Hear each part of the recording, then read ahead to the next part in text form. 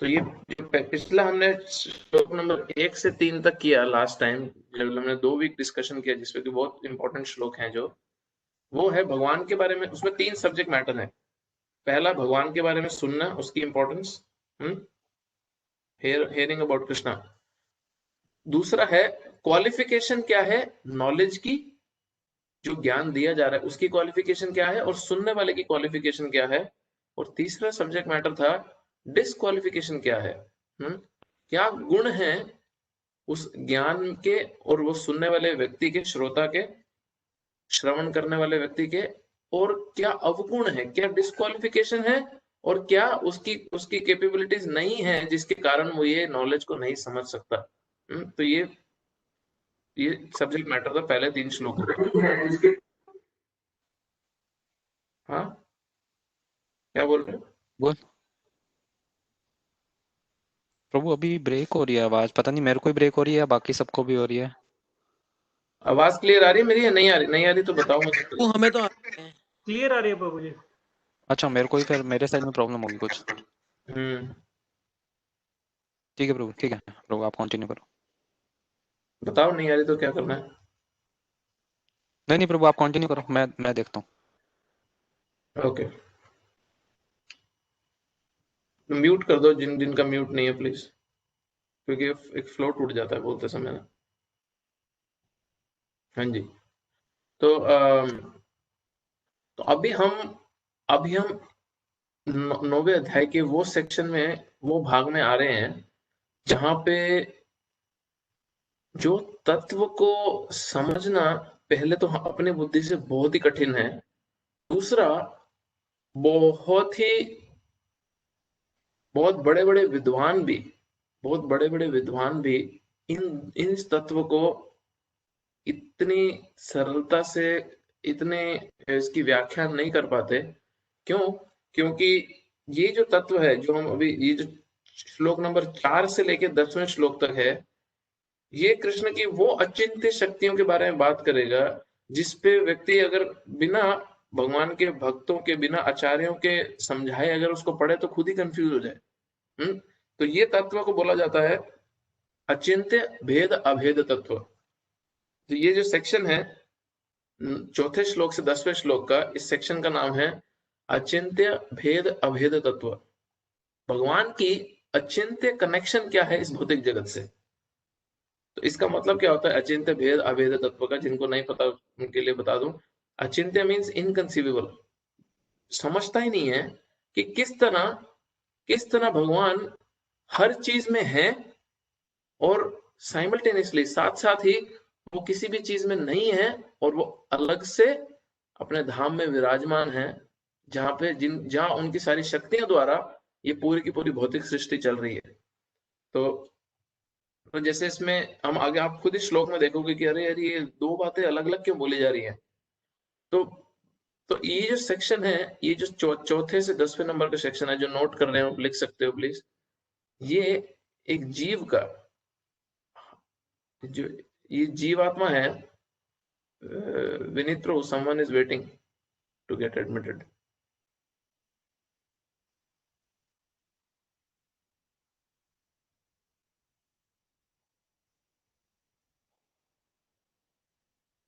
तो ये जो जीवात्मा है,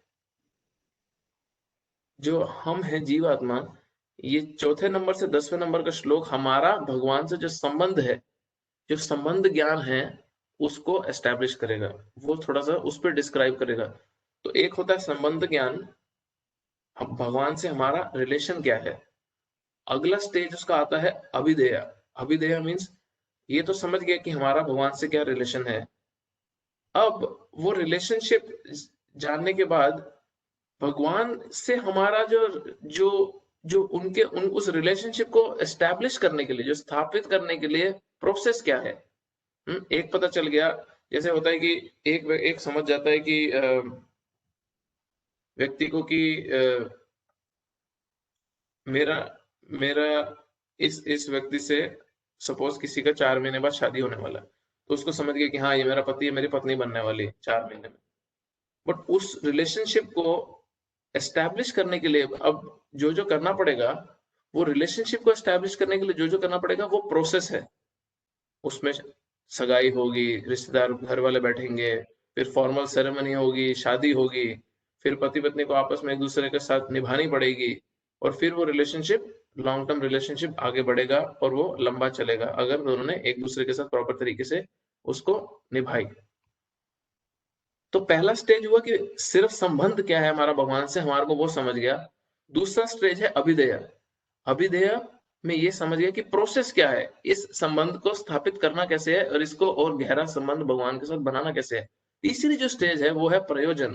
प्रयोजन मीन्स गोल क्या है, भगवान के साथ हमें अपना संबंध बना के हमारा गोल क्या अचीव करना चाहते हैं हम।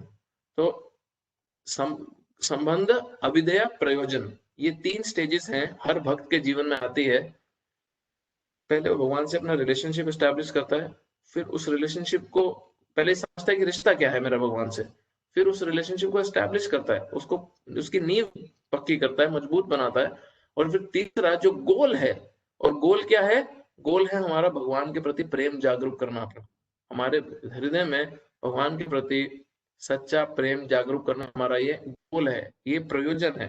तो ये अचीव करना, तो इसको अगर शॉर्ट फॉर्म में समझना हो, कई इसको याद रखना कई बार मुश्किल रहता है, जैसे मैंने याद किया था वो तरीका इसमें है कि कृष्ण संबंध, भक्ति, अभिधेय, प्रेम, प्रयोजन। तो कृष्ण से संबंध बनाना है, हाँ, भक्ति हमारा अभिधेय है, प्रोसेस क्या है, भक्ति, भक्ति से ये संबंध स्थापित होगा और गहरा होगा, और प्रयोजन, गोल क्या अचीव करना है, गोल अचीव करना है हमारे को लव ऑफ गॉडेड का, हाँ, भगवान से प्यार का जो गोल अचीव करना है, जो अपना प्रेम स्थापित करना है भगवान के साथ। तो ये अब ये जो सेक्शन है, ये पर्टिकुलर जो श्लोक है, हाँ, ये 4 से 10, ये भगवान से हमारा संबंध स्थापित कर रहे हैं। पता तो चले कि हम जीव आत्मा, हम लिविंग एंटिटी, छोटे से इस शरीर के भीतर जो है वो भगवान जो इतने पूरी सृष्टि के रचयिता है, करता धरता सब वही है, उनसे हमारा रिश्ता है क्या, उनसे हमारा रिश्ता क्या है। तो ये पहला टॉपिक तो ये है। दूसरा, इन श्लोकों में क्या एस्टैब्लिश होगा कि जब हमारे को ये समझ जाएगा, जब व्यक्ति को ये समझता है कि अरे मेरा भगवान के प्रति ये मेरा भगवान के प्रति प्रेममय रिश्ता है, ये मेरा भगवान से संबंध है, तो हम एक जो जीवात्मा है वो नेचुरली ये डिजायर, ये इच्छा करता है कि मैं किस तरह उनके साथ समय बिताऊं, ताकि और वो व्यक्ति को मैं और अच्छे से जान सकूं और उनके प्रति अपनी फीलिंग्स को जागरूक कर सकूं। समझ गए कि ये मेरा संबंध है। उसके बाद में हम भगवान के साथ अपना समय बिताना चाहते हैं, we like to spend our time with that person है, और उनके प्रति अपनी फीलिंग्स जागरूक करना चाहते हैं। तीसरा जो ये अगले जो ये सेक्शन में हमारे को समझेगा कि भगवान जो पढ़ रहा है भगवत गीता, जो भगवान का भक्त भगवत गीता पढ़ रहा है और उसको समझने की कोशिश कर रहा है, भगवान उसको वो नॉलेज देंगे, हाँ, जिससे वो ये समझ पाएगा कि किस तरह हम भगवान के दास हैं, हाँ, और भगवान अपना ऐश्वर्य, अपनी महानता बता के ये हमारे को बताएंगे इन 4-6-5 श्लोकों में, अगले 6-7 श्लोकों में, कि वो कितने अच्छे प्रभु हैं या कितने वर्दी मास्टर हैं, हाँ, वो कितने कितने वर्थी हैं। वर्थी का मतलब होता है कि वो कितने ज्यादा, मतलब एक होता है ना कि यार ये मेरी किस्मत अच्छी है कि मुझे मालिक ऐसा मिला, तो वो कृष्ण अपने बारे में ये बताएंगे कि वो कि इतने महान है वो, तो हमारे को ये लगेगा कि हाँ भगवान इतने महान है, शुक्र है मुझे उनके बारे में कुछ पता तो चला। ये भी हमारे को इन श्लोकों से पता चलेगा। और जो अगला सबसे इंपॉर्टेंट चीज जो हमारे को इस श्लोकों से पता चलेगी, वो ये पता चलेगी कि यार ये इतनी कॉन्ट्रडिक्शन, ये 2-3 अलग तरीके की बात करी जा रही है, और सिर्फ भगवान में ही ये कैपेबिलिटी है, सिर्फ कृष्ण में ही ये कैपेबिलिटी है, उन्हीं में ये क्षमता है कि किस तरह 2-3 अलग अलग बात करी जा रही है, और वो दोनों तीनों अलग अलग बात जो अलग अलग डायरेक्शन में जा रही है, वो सारी की सारी भगवान में एक साथ समा कैसे सकती हैं। तो इतनी अपोजिंग स्टेटमेंट्स होंगी और वो सारी की सारी कृष्ण में समा कैसे रही हैं एक साथ। जैसे एक जगह पे एक श्लोक आता है एक उपनिषद में कि उनके पैर नहीं है बट वो सबसे तेज भाग रहे हैं। हाँ, तो व्यक्ति कंफ्यूज हो जाते हैं कि अगर पैर नहीं है तो भाग कैसे रहे हैं, क्योंकि हम अपनी बुद्धि से सोचते हैं और हम अपनी बुद्धि से भगवान को समझने का प्रयास भी करते हैं।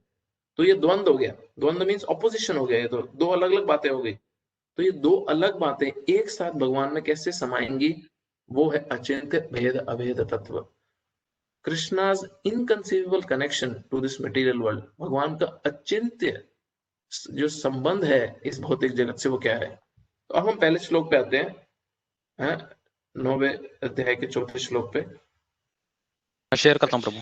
हाँ,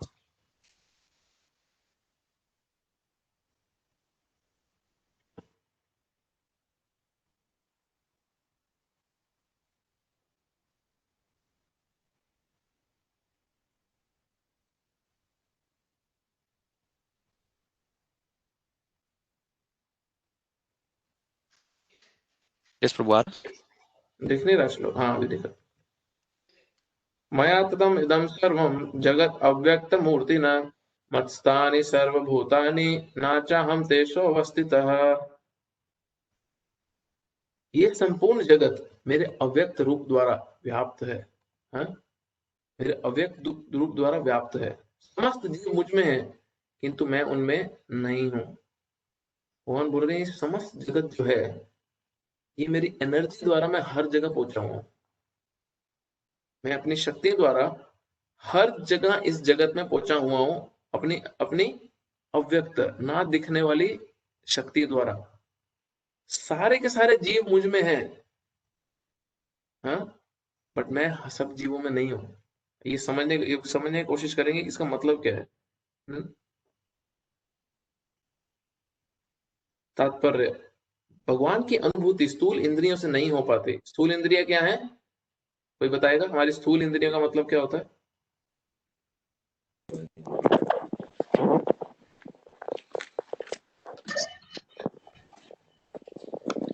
जी आईज हाँ, बोल रहे हैं। जी बुद्धिमान।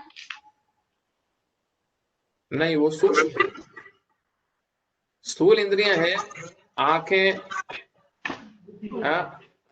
नाक, कान, टच सेंसेशन, जीभ, ये हमारी स्थूल इंद्रियां हैं।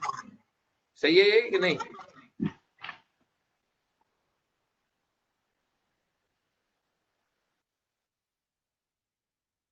कोई है कि मैं ही बोल रहा हूँ अकेला?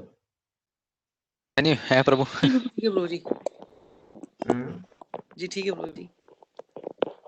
भगवान की अनुभूति स्थूल इंद्रिय से नहीं हो पाती है। कहा गया है कि अथा श्री कृष्ण नाम आदि न भवेत ग्रहम इंद्रिय सेवन मुखे ही जीवदो स्वयं एवं स्मृत्यत। भक्त रसामृत सिंधु का श्लोक है ये। भगवान श्री कृष्ण के नाम, यश, लीलाओं आदि को भौतिक इंद्रियों से नहीं समझा जा सकता। जो समुचित निर्देशन से भी भक्ति में लगा रहता है उसे ही भगवान का साक्षात्कार हो पाता है। भगवान को हम अपनी इंद्रियों से, सेंसेस से नहीं समझ सकते। भगवान को समझा ही नहीं जा सकता, तो फिर समझे कैसे? जो समुचित निर्देशन से भक्ति में लगा रहता है उसे ही भगवान का साक्षात्कार होता है। तो अभी इसमें एक बड़ा इंटरेस्टिंग चीज है, ये 9th चैप्टर में भागेंगे नहीं हम क्योंकि ये बहुत इंपॉर्टेंट चैप्टर है।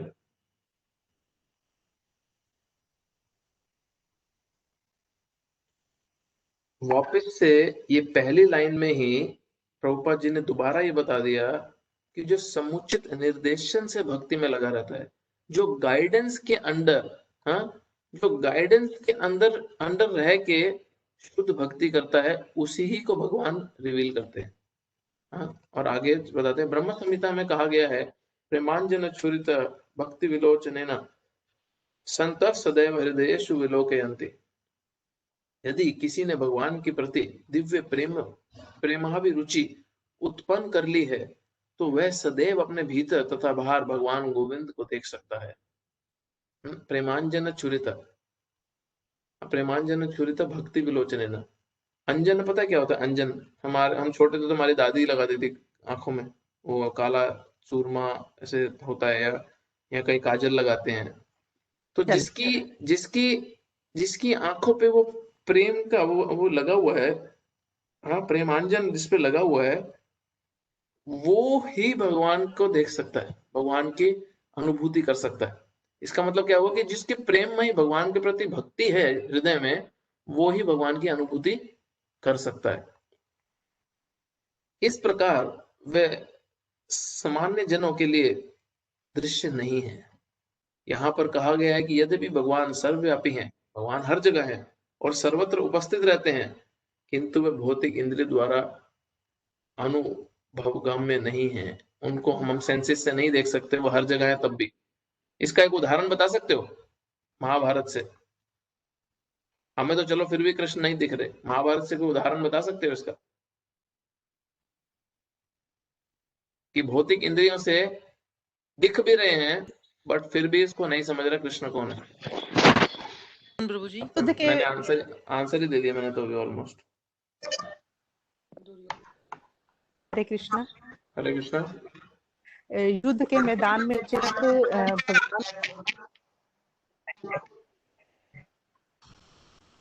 हाँ, तो युद्ध के मैदान में कितने लोगों ने कृष्ण को देखा, बट सबने माना ही नहीं कृष्ण को। Good point. Duryodhana classic example है इसका। दुर्योधन की राज्यसभा में भी सिर्फ भीष्म पितामह, द्रोणाचार्य, कुछ ही लोगों को उनके दर्शन हुए थे और बाकी दुर्योधन और किसी को नहीं हुए थे। हालांकि भगवान ने वहां पे भी अपना दिव्य रूप दिखाया था। करेक्ट। तो भगवान ने अपना विराट रूप, जो पूर्ण विराट रूप नहीं दिखाया बट अपना सेमी विराट रूप दिखाया, फिर भी दुर्योधन नहीं माना। हाँ, फिर भी दुर्योधन नहीं माना। अब इमेजिन करो, हम अपनी सेंसेस से देख भी नहीं पा रहे हैं भगवान को अपनी इंद्रियों से, तो हम कैसे, जो भगवान हर जगह पे स्थापित हैं, हम उनका कहाँ दर्शन कर पाएंगे? हम जब डीटीज को भी मंदिर में, भगवान के विग्रहों को भी मंदिर में जब देखने जाते हैं, तो हमारे को दिख रहे हैं, बट आप सच्ची में, मुझे आप ऑनेस्टली मन में अपने अपने सोचो एक बारी। आप मंदिर में दर्शन करने आए, ठीक है, आप मंदिर में भगवान के दर्शन करने आते हो और राधा वल्लभ की विग्रह या राधा कृष्णा के विग्रह, अगर उनकी जगह पे राधा कृष्णा जो वृंदावन में वो बैठे हों, तो हमारा रिएक्शन कैसे रहेगा? हमारा मन का भाव कैसा रहेगा? और जब हम देखते हैं कि अरे वहां पे तो मार्बल के कुछ बने हुए हैं, मेटल के बने हुए हैं, लकड़ के बने हुए हैं, तो हमारा रिएक्शन कैसा रहता है? अलग रहता है। बट जो भगवान के शुद्ध भक्त हैं, है ना, भगवान के जो शुद्ध भक्त हैं, वो जो भगवान के विग्रहों को देखते हैं, भगवान की मूर्ति को देखते हैं, तो उनको भगवान ही दिखते हैं और वो उनसे उसी तरह ही डीलिंग्स करते हैं। उनसे उसी तरह डीलिंग करते हैं। एक टेम्पल में क्या हुआ, आई थिंक यूरोप में कहीं पे था मंदिर, प्रभुपाद जी उस मंदिर में गए कुछ समय बाद ट्रैवल करके जैसे, और प्रभुपाद जी दर्शन कर रहे थे वहां पे डीटीज के, और प्रभुपाद जी ने जब डीटीज के दर्शन कर रहे थे, तो वहां पे उन्होंने पुजारी से पूछा कि राधा कृष्णा बहुत थके हुए लग रहे हैं, चक्कर क्या है? हाँ? भगवान के जो विग्रह हैं, भगवान बहुत थके हुए दिख रहे हैं। तो वहां पे टेम्पल प्रेसिडेंट ने आके बताया प्रभुपाद जी को कि हाँ, हम ना दोपहर को, आपने तो रूल बनाया है कि 1 से 4 भगवान को सोने देना चाहिए, बट दोपहर के समय यहाँ पे थोड़ी भीड़ ज्यादा रहती है, तो हम दर्शन ना 1 घंटा एक्स्ट्रा खोल देते हैं, तो हम 2 बजे दर्शन बंद करते हैं। प्रभुपाद ने बोला नहीं, उनको इनफ नींद नहीं मिल रही है, मुझे थके हुए दिख रहे हैं, भगवान मुझे बता रहे हैं कि थके हुए हैं वो। तो अभी ये जो अभी प्रभुपाद जी को दिख रहा था ये, बट आम भक्तों को नहीं दिख रहा था। क्यों? क्योंकि जो प्रेमांजन चाहिए, हाँ, प्रेम भरी आंख, प्रेम भरा विजन चाहिए उसके लिए, तब भगवान से वार्तालाप हो पाती है, तब भगवान के दर्शन होते हैं, विग्रह में भी और सारी जगह पे भी। म्यूट करो विनीत, रो किसका अनम्यूट है?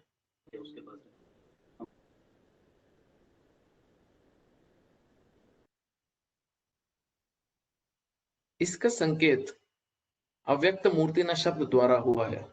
भले ही हम उन्हें ना देख सकें, किंतु वास्तविकता तो ये है कि उन्हीं पर सब कुछ आश्रित है। जैसा कि 7वें अध्याय में बताया जा चुका है कि संपूर्ण दृश्य जगत उनकी 2 विभिन्न शक्तियों, पता या पता नहीं परा है ये, परा या आध्यात्मिक शक्ति तथा अपरा या भौतिक शक्ति का संयोग मात्र है। इस प्रकार सूर्य का प्रकाश संपूर्ण ब्रह्मांड में फैला रहता है, उसी प्रकार भगवान की शक्ति संपूर्ण सृष्टि में फैली है और सारी वस्तुएं उसी शक्ति पर टिकी हैं। अब सूर्य तो एक जगह पे है, बट उसकी जो सनलाइट है वो हर जगह पे विद्यमान है। हाँ, उसी तरह भगवान की शक्ति द्वारा भगवान फैले हुए हैं। एक दूसरा इसका उदाहरण क्या है, अभी गवर्नमेंट तो चलती है कुछ चंद लोगों से, बट गवर्नमेंट की जो शक्ति है वो पूरे के पूरे देश में फैली होती है। फिर भी किसी को इस निष्कर्ष पे नहीं पहुंचना चाहिए कि सर्वत्र फैले रहने के कारण भगवान ने अपनी व्यक्तिगत सत्ता खो दी है। ये बहुत कॉमन पॉइंट लोगों के मन में आता है कि अरे एक व्यक्ति जो हर जगह फैल गया है, मतलब वो खत्म हो गया अभी, क्योंकि वो हर जगह फैल गया है। भगवान पे ये नियम लागू नहीं होता। बोले अगर तुम्हारे पास $100 है, तुमने सब 10 लोगों को $10 बांट दिए, या तुम्हारे पास $1000 तुमने 10 लोगों को $100 बांट दिए, तो अब तुम्हारे पास तो खत्म हो गए, $1000 नहीं है अभी। क्यों? क्योंकि लोगों के पास $100 बट गए। बट भगवान वो $1000 हैं जो सबको $100 बांटने के बाद भी वो $1000 एज इट इज रहते हैं। हाँ, ओम पूर्णमदः पूर्णमिदं पूर्णात् पूर्णात् उदच्यते। हाँ, ये भगवान का स्वभाव है कि वो कंप्लीट है, पूर्ण रूप से कंप्लीट है, और उनमें से जितने भी पूर्ण अंग निकले, अंश निकले, वो भी पूर्ण रहते हैं, और सब पूर्ण अंश निकलने के बाद भी भगवान फिर भी पूर्ण रहते हैं, कंप्लीट रहते हैं।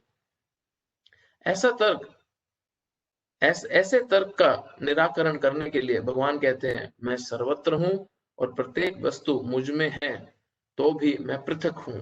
हर चीज मुझ में है, फिर भी मेरी आइडेंटिटी सेपरेट है। उदाहरणार्थ, राजा किसी सरकार का अध्यक्ष होता है और सरकार उसकी राजशक्ति का प्राकट्य होता है, राजशक्ति का प्राकट्य होता है। विभिन्न सरकारी विभाग राजा की शक्ति के अतिरिक्त और कुछ नहीं होते, और प्रत्येक विभाग राजा की क्षमता पर निर्भर करता है।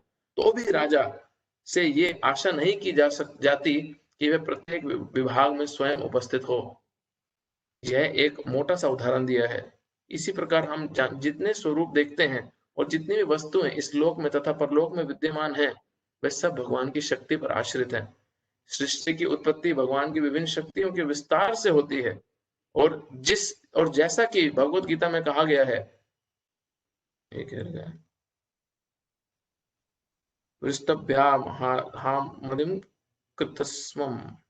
वे अपने साकार रूप के कारण अपनी विभिन्न शक्तियों के विस्तार से सर्वत्र विद्यमान हैं।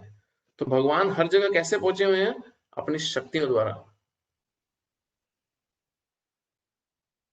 अगला श्लोक।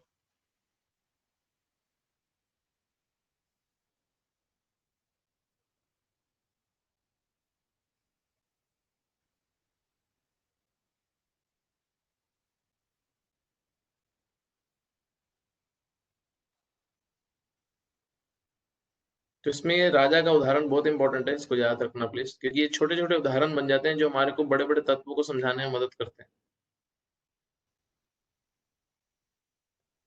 श्लोक निकालिए। हाँ, मत स्थान भूत पश्य में योगम ऐश्वरम भूत भृन्न च भूतस्थो ममात्मा भूत भावना।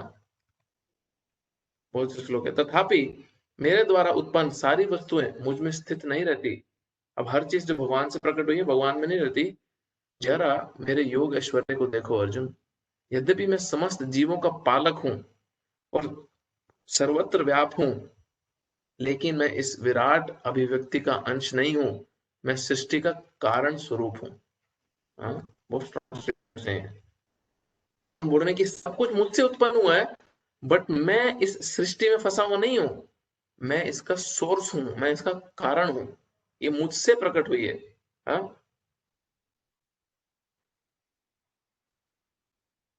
भगवान का कथन है कि सब कुछ उन्हीं पर आश्रित है। मत्स्थानि सर्वभूतानि। इसका अन्य अर्थ नहीं लगाना चाहिए। भगवान जगत के पालन तथा निर्वाह के लिए प्रत्यक्ष रूप में से उत्तरदायित्व नहीं है। कभी कभी हम एटलस का, आपने देखा वो एटलस का एक होता है ऐसा भारी सा, वो पूरा का पूरा अर्थ का वो उठा के अपने सर पे रखता है, ऐसे बूढ़ा सा आदमी झुक जाता है। कभी कभी ऐसा एटलस एक रोमन देवता को अपने कंधों पर गोला उठाए देखते हैं। वे अत्यंत थका लगता है और इस विशाल पृथ्वी लोक को धारण किए रहता है। हमें किसी ऐसे चित्र को मन में नहीं लाना चाहिए जिसमें कृष्ण का इस सृजित ब्रह्मांड को धारण किए हुए हो। उनका कहना है कि यद्यपि सारी वस्तुएं उन पर टिकी हैं, किंतु वे पृथक रहते हैं। भगवान को ये सब मेहनत करने की जरूरत ही नहीं है, उनकी सिर्फ इच्छा मात्र से, उनकी सिर्फ शक्तियों द्वारा ही सब कुछ हो जाता है। सारे लोक में तैर रहे हैं, सारे लोक में तैर रहे हैं, और यह अंतरिक्ष परमेश्वर की शक्ति है, किंतु वे अंतरिक्ष से भिन्न हैं, वे पृथक स्थित हैं।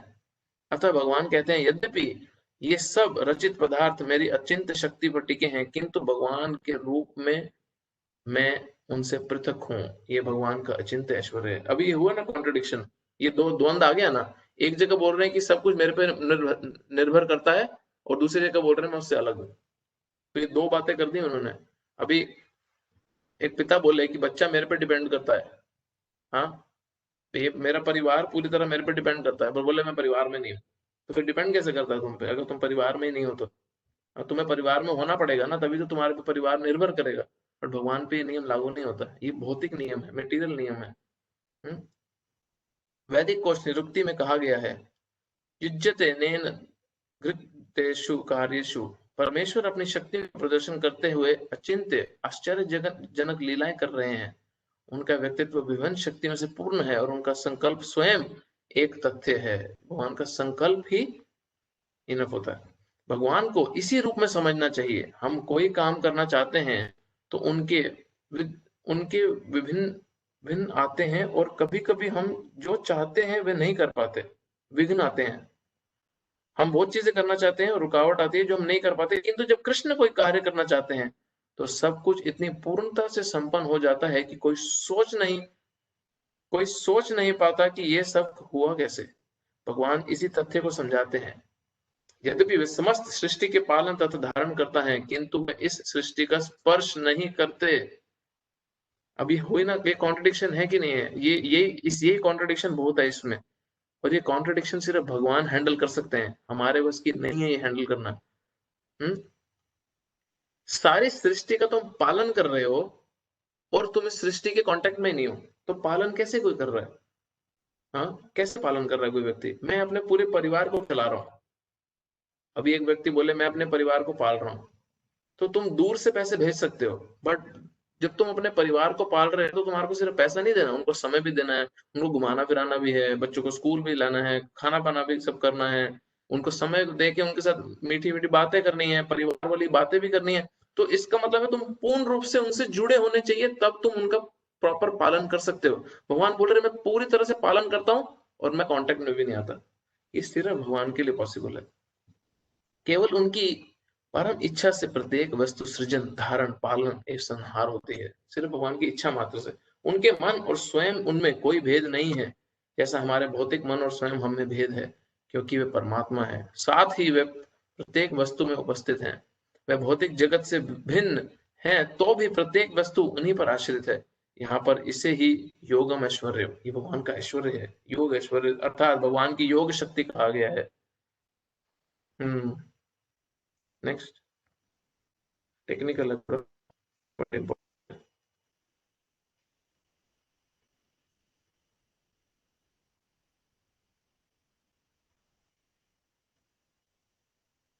यथाकाशस्थितो नित्यं वायु सर्वत्र गोहान तथा सर्वाणि भूतानि मत्स्थानिति उपधार्य। जिस प्रकार सर्वत्र प्रभवमान प्रबल वायु सदैव आकाश में स्थित रहती है, उसी प्रकार समस्त उत्पन्न प्राणियों को मुझ में स्थित जानो। अब जिस तरह हवा आकाश में रहती है स्थित, उसी तरह सारे के सारे जीव जो हैं, हम लोग, वो भगवान में स्थित हैं। जैसे आप एक बर्तन ले लो और एक बड़ा सा वो ले लो, कढ़ाई, और कढ़ाई को आप उल्टा कर दो, तो कढ़ाई जो से उल्टी है, उसके अंदर में सारी की सारी जो भी इसमें होगा वो सब कढ़ाई के अंदर स्थित है ना, जो हवा है उस समय कढ़ाई में। तो वो कढ़ाई जो है वो आकाश है, और सारी की सारी वायु जिस तरह उस आकाश के कढ़ाई रूपी आकाश में के अंदर ही टिकी हुई है, उसी तरह भगवान बोल रहे हैं कि सारे जीव, हम जितने भी जीवात्मा हैं, हम सब भगवान के भीतर हैं। अभी देखना, इसको भी कॉन्ट्राडिक्ट करेंगे कैसे वो।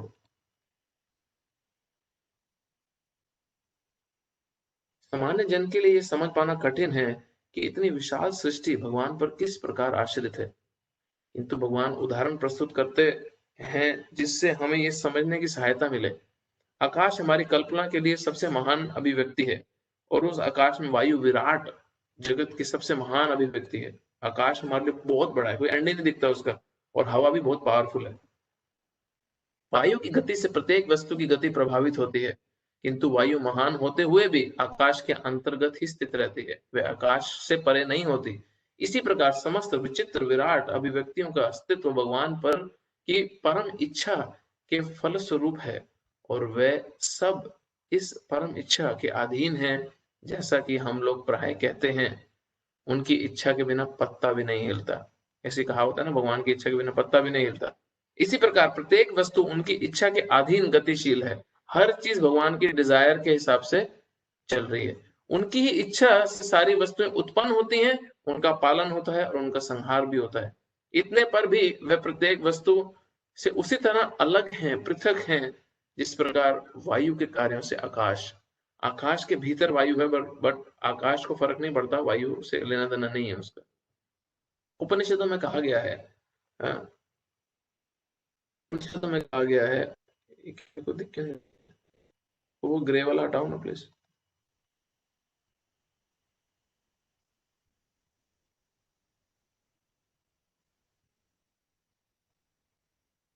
आ गया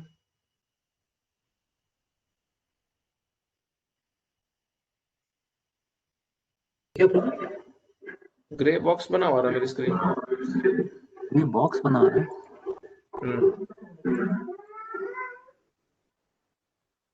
उपनिषदों में कहा गया है कि यदा भीषा वाता प्रोक्ते, म्यूट करो ना,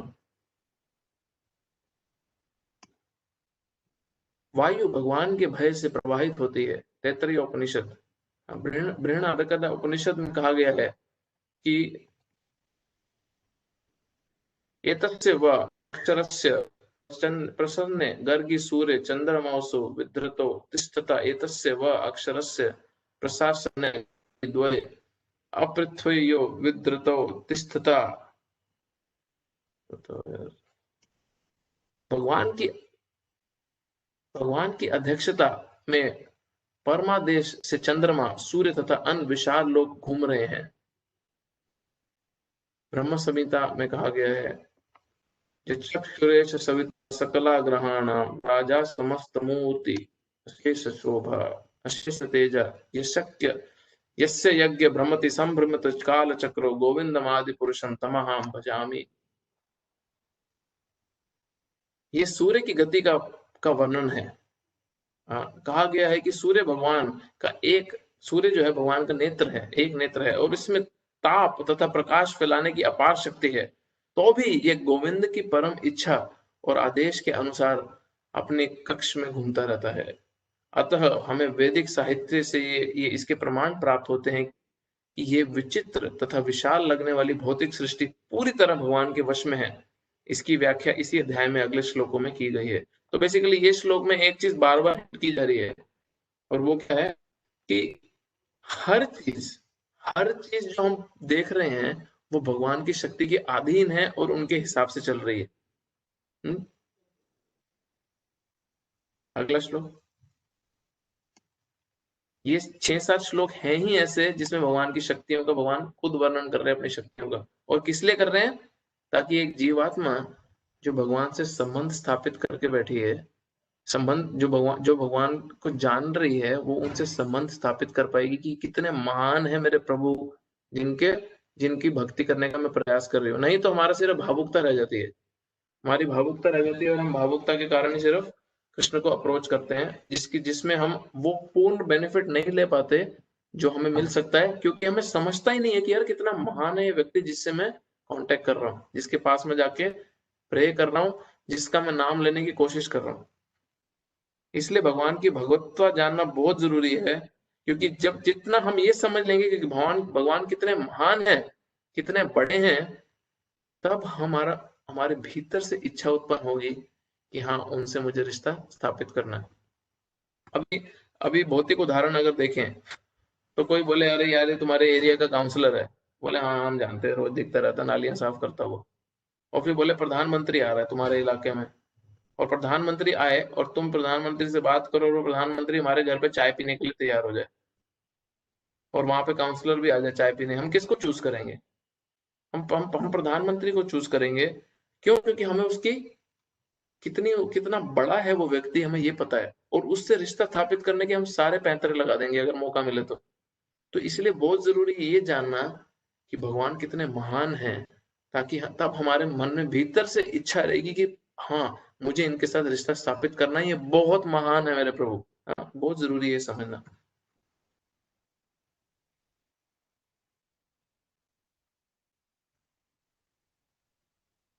सर्वभूतानि कौन्तेय प्रकृतिं यान्ति मामिकां कल्पक्षय पुनस्तानि कल्पादो विसृजामि अहम्।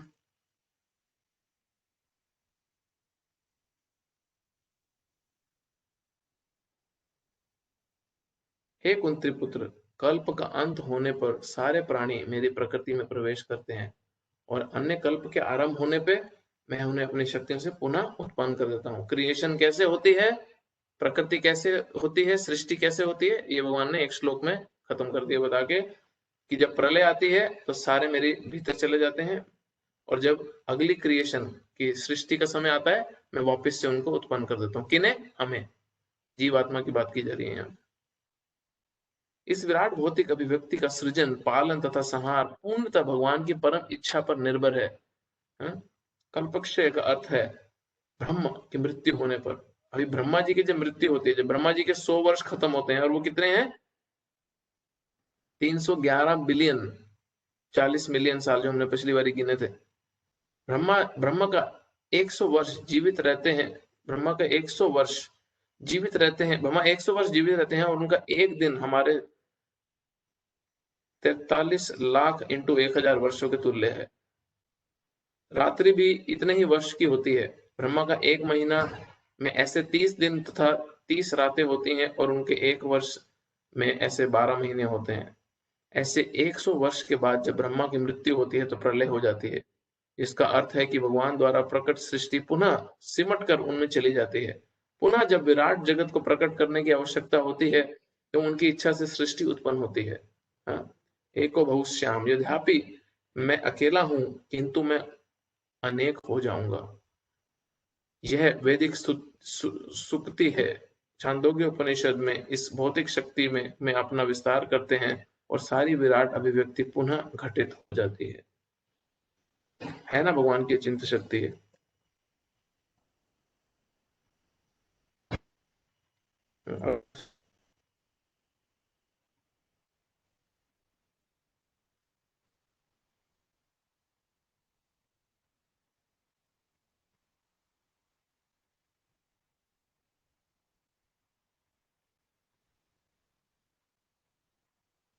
प्रकृतिं स्वाम अभस्तव्य विसृजामि पुनः पुनः भूतग्रामम् इमं कृत्स्नम् अवश्यं प्रकृतेव सत्।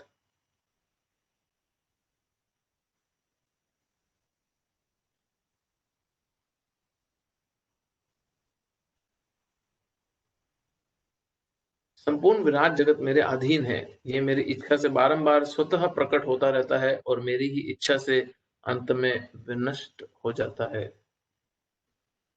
तात्पर्य,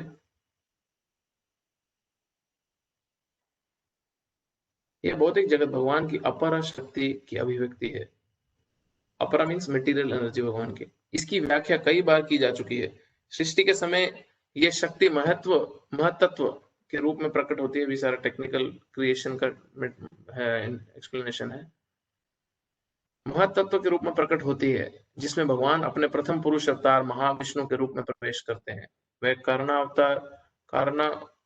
कर्णावरण में शयन, कर्णा ओशन होता है, जो करुणा सागर है, उसमें शयन करते रहते हैं और अपने श्वास से, भगवान के श्वास से असंख्य ब्रह्मांड निकलते हैं और इस ब्रह्मांडों में से हर एक में एक गर्भोदक्षाई विष्णु के रूप में प्रवेश करते हैं।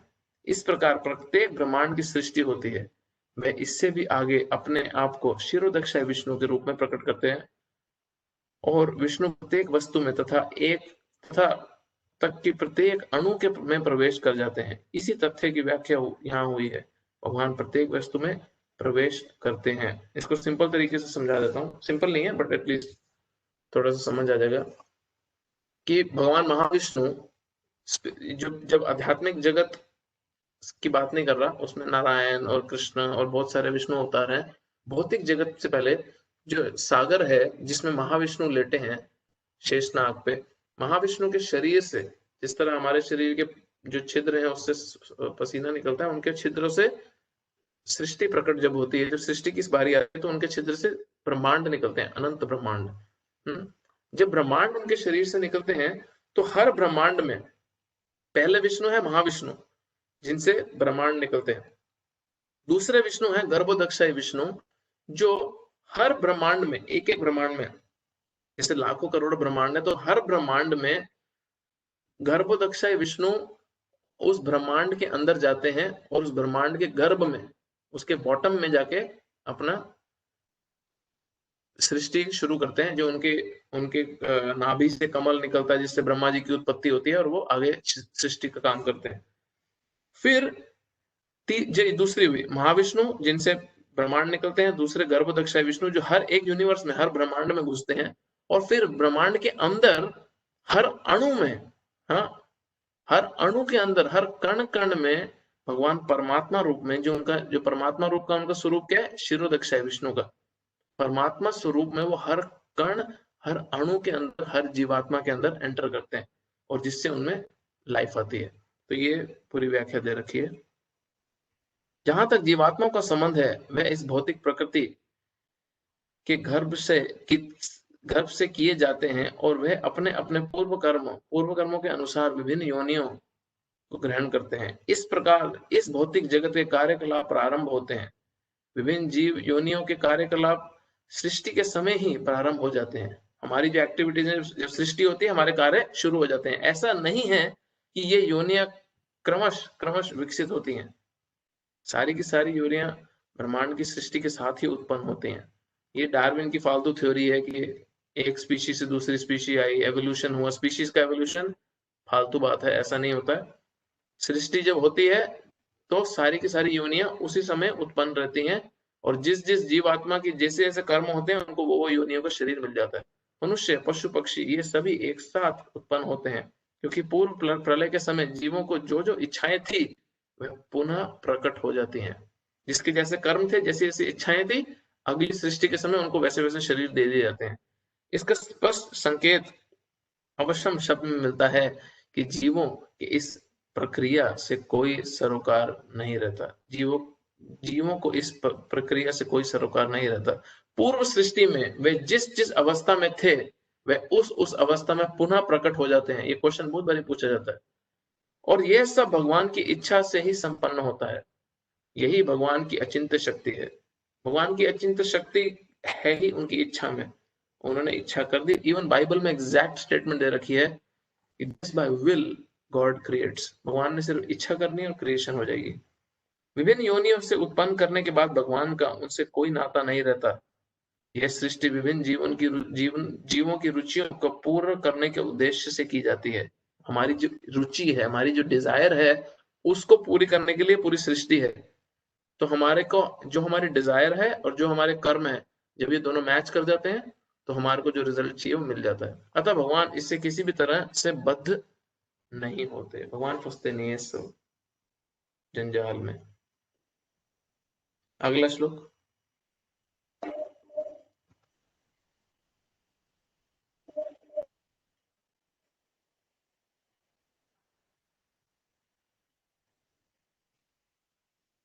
न जमान्तानि कर्माणि निबद्धन्ति धनंजय उदासीनाम् असक्तां तेषु कर्मसु।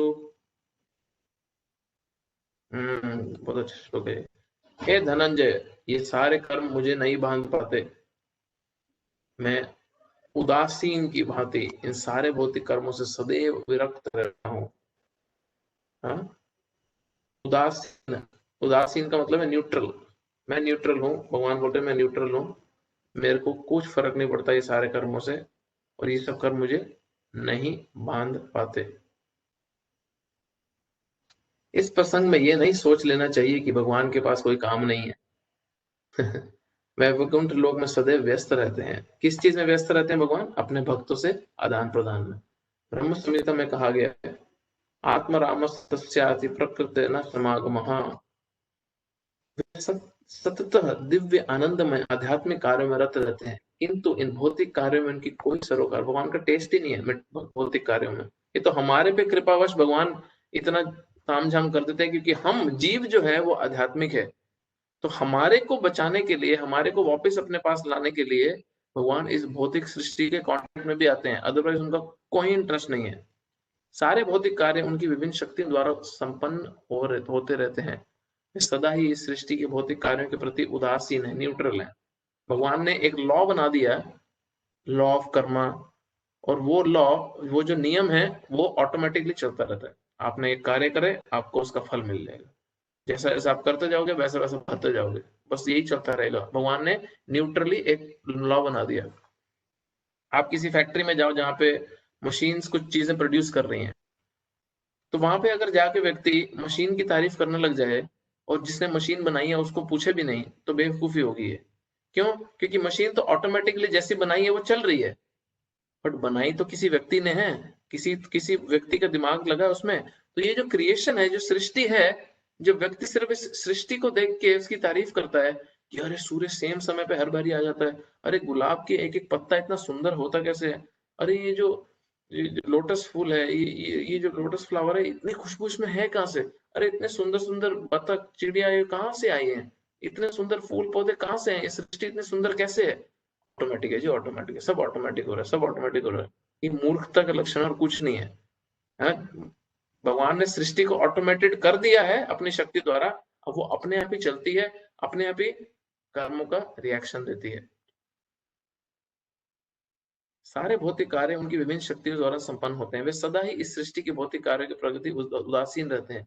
इस उदासीनता को क्यों ही यहाँ पर उदासीनवत कहा गया है, न्यूट्रलिटी। यद्यपि छोटे से छोटे भौतिक कार्यों पर उनका नियंत्रण रहता है, किंतु वे उदासीन स्थित रहते हैं। हर चीज पे भगवान का कंट्रोल है, फिर भी वो न्यूट्रल है, फिर भी उनको फर्क नहीं पड़ता। यहाँ पर उच्च न्यायालय के न्यायाधीश का उदाहरण दिया जा सकता है, जो अपने आसन पर बैठा रहता है। उसके आदेश से अनेक तरह की बातें घटती रहती हैं। किसी को फांसी दी जाती है, किसी को कारावास की सजा मिलती है, तो किसी को प्रचुर धनराशि मिलती है, तो भी वे उदासीन है। कितना जबरदस्त एग्जाम्पल दिया ये पॉइंट समझाने के लिए प्रभुपाद जी ने। बोल रहे हैं जैसे हाई कोर्ट का जज है, सुप्रीम कोर्ट का जज है, वो जज न्यूट्रल है, उसको नहीं फर्क पड़ता भैया तुम्हें फांसी हो रही है क्या हो रहा है। उसको तुमने केस दिया, वो अपना केस सुन के उसका एक निर्णय दे देगा। किसी को पैसा मिल जाएगा, किसी को सजा मिल जाएगी, किसी को फांसी मिल जाएगी, बट वो न्यूट्रल है। उसका कोई उसमें ऐसा नहीं, उसने किसी को फांसी की सजा दे दी तो उसको डिप्रेशन हो गया और रो रहा है घर बैठ के कि अरे मैंने फांसी हो गई, फांसी। उसको न्यूट्रल है, वो अपनी ड्यूटी कर रहा है। उससे इस हानि लाभ से कुछ भी लेना देना नहीं रहता। वेदांत सूत्र में ये कहा गया है, वैश्वान न धरे नो घृणय न, वे इस जगत के द्वंद्व से में स्थित नहीं है। हाँ? भगवान इस जगत में स्थित नहीं है। वैषम नए घृण्य न, वे इन द्वंद्वों से अतीत हैं, ना ही इस जगत की सृष्टि तथा प्रलय में उनकी आसक्ति रहती है। भगवान का इंटरेस्ट ही नहीं है। सारे जीव अपने पूर्व कर्मों के अनुसार विभिन्न योनियां ग्रहण करते रहते हैं और भगवान इसमें कोई व्यवधान नहीं डालते। भगवान कोई रोक टोक नहीं डालते। सिर्फ एक ही कंडीशन में भगवान इसमें इंटरफेयर करते हैं, और वो कंडीशन क्या है? जब जीव, जो लिविंग एंटिटी, हम भगवान को पुकार के ये बोल दें कि मेरे को आपका होना है, मुझे बचा लो, मुझे इस सृष्टि से बचा लो, तब भगवान जाके इंटरफेयर करते हैं, नहीं तो ये ऑटोमेटिकली चलता ही रहता है।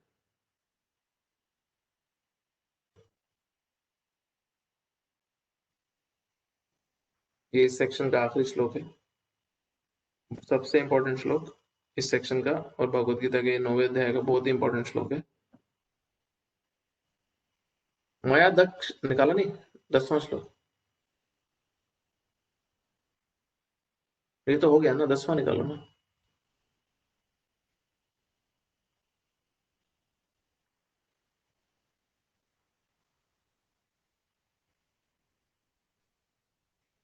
अनध्यक्षेन प्रकृति सूयते सचराचरम हेतुनानेन कौन्तेय जगद्विपरिवर्तते।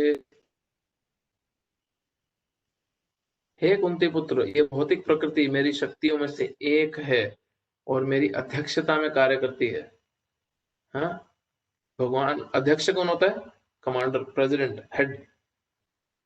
भगवान बोल रहे हैं मेरी अध्यक्षता में कार्य करती है पूरी प्रकृति, जिससे सारे चर तथा अचर प्राणी उत्पन्न होते हैं। चर मीन्स मूविंग, नॉन मूविंग दोनों उत्पन्न होते हैं, जो है चलने वाले और ना चलने वाले। इसके शासन में ये जगत बारंबार सृजित और विनष्ट होता रहता है। भगवान बोल रहे हैं मेरी अध्यक्षता में। ये फाइनल श्लोक में उन्होंने फाइनल कंक्लूजन दिया कि मेरी सुपरिटेंडेंस में ये सारे काम होता है। यहाँ ये स्पष्ट कहा गया है कि यद्यपि परमेश्वर इस जगत के समस्त कार्यों में से पृथक रहते हैं, किंतु उसका परम अध्यक्ष निर्देशक बने रहते हैं। परमेश्वर परम इच्छामय है और इस भौतिक जगत के आधार भूमि स्वरूप है, किंतु इसकी सभी व्यवस्था प्रकृति द्वारा की जाती है। भगवद गीता में भी श्री कृष्ण ये कहते हैं, मैं विभिन्न योनियों और रूपों वाले जीवों का पिता हूँ। हाँ? इस प्रकार पिता बालक उत्पन्न करने के लिए माता के गर्भ में वीर्य स्थापित करता है, उसी जिस प्रकार पिता बालक उत्पन्न करने के लिए माता के गर्भ में वीर्य स्थापित करता है, उसी प्रकार परमेश्वर अपनी चित्तवन मात्र से प्रकृति के गर्भ में जीवों की प्रविष्ट करते हैं और वे अपने अंतिम इच्छाओं तथा कर्मों के अनुसार विभिन्न रूपों तथा योनियों में प्रकट होते हैं। हमारी सृष्टि कैसे होती है उसका बताया। अतः भगवान इस जगत से प्रत्यक्ष रूप में आसक्त नहीं होते, वे प्रकृति पर दृष्टिपात करते हैं। इस तरह प्रकृति क्रियाशील हो उठती है और तुरंत ही सारी वस्तुएं उत्पन्न होने लगती है। इसलिए भगवान की दृष्टि पड़ने से, क्योंकि वे प्रकृति पर दृष्टिपात करते हैं, इसलिए परमेश्वर की ओर से तो निस्संदेह क्रिया होती है, किंतु भौतिक जगत के प्राकट्य से उन्हें कुछ लेना देना नहीं रहता। स्मृति में एक उदाहरण मिला है जो इस प्रकार है। जब किसी व्यक्ति को समक्ष फूल होता है तो जब किसी व्यक्ति के समक्ष फूल होता है तो उसकी सुगंध मिलती रहती है, किंतु फूल और सुगंध एक दूसरे से अलग रहते हैं। ऐसा ही संबंध भौतिक जगत तथा भगवान के बीच है। वस्तुतः भगवान को इस जगत से कोई प्रयोजन नहीं रहता, कोई अटैचमेंट है नहीं भगवान के, किंतु वह ही इसे अपनी दृष्टिपात से उत्पन्न करते हैं तथा व्यवस्थित करते हैं। सारांश के रूप में हम कह सकते हैं कि परमेश्वर की अध्यक्षता के बिना प्रकृति कुछ भी नहीं कर सकती, तो भी भगवान समस्त कार्यों में पृथक रहते हैं। ये जो लास्ट की 2 लाइन है पूरे सेक्शन का निचोड़ है। भगवान की अध्यक्षता के बिना प्रकृति कुछ नहीं कर सकती, फिर भी भगवान अलग रहते हैं, भगवान इससे अलग है। ये हमारा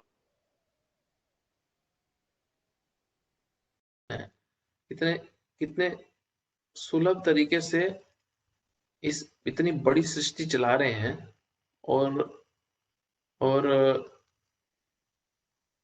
फिर भी उनका कोई इंटरेस्ट नहीं है।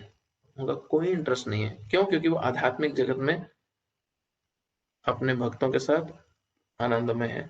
हमारे पे कृपा करके, आगे आएगा, हमारे पे कृपा करके, हमारे पे दया करके भगवान इस भौतिक प्रकृति में एंटर करते हैं और हमारे को यहाँ से बाहर निकालने की कोशिश करते हैं। किसी का कोई प्रश्न है?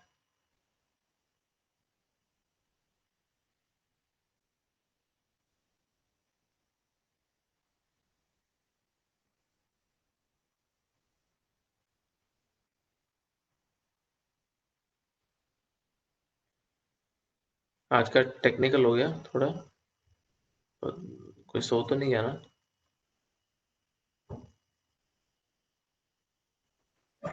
नहीं ब्रो, ये सब जग रहे हैं। मजाक कर रहा हूं। आप लोग सारे बड़े इच्छुक रहते हो सुनने की।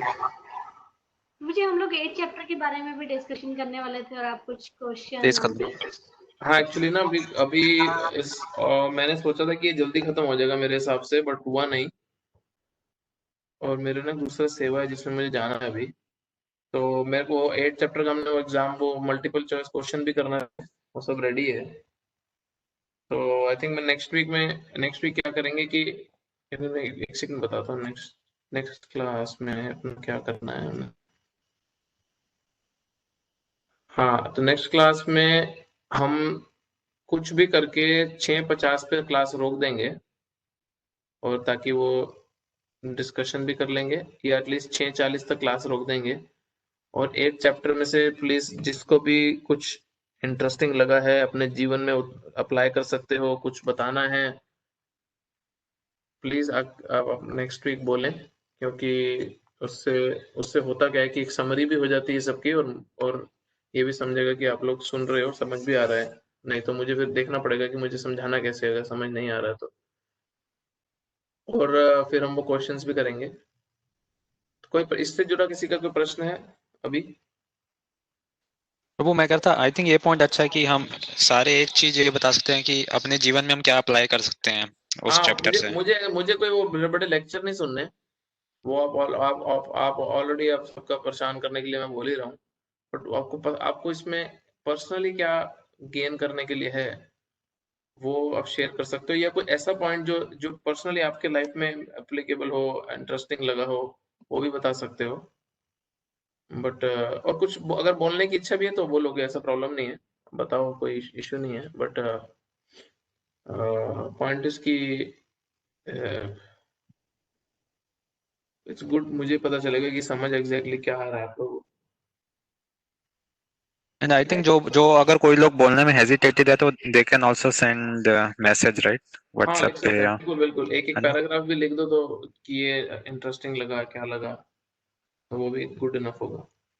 आप पता क्या करना, हाँ नेक्स्ट जी। वीक में ना चैट के अंदर ही मैसेज करना, मैं रीड कर दूंगा। मुझे प्राइवेटली मैसेज भेज देना चैट में, और मैं रीड करके सबको बता दूंगा आपका नाम लिए बिना। अगर किसी को शर्म आ रही होगी, मुझे लगता नहीं शर्म आने वाला कोई है यहाँ पे, बट फिर भी आ सकती है, शर्म पूछ के नहीं आती। ठीक है प्रभु ये ठीक रहेगा। ठीक है ना? ठीक है फिर, आज जल्दी छुट्टी करते हैं, कोई क्वेश्चन नहीं है तो। हरे कृष्णा। ग्रंथराज में भगवद गीता की जय, श्री जय प्रभुपाद की जय, 9th चैप्टर की जय हो। हरे हरे कृष्ण। हरे कृष्ण।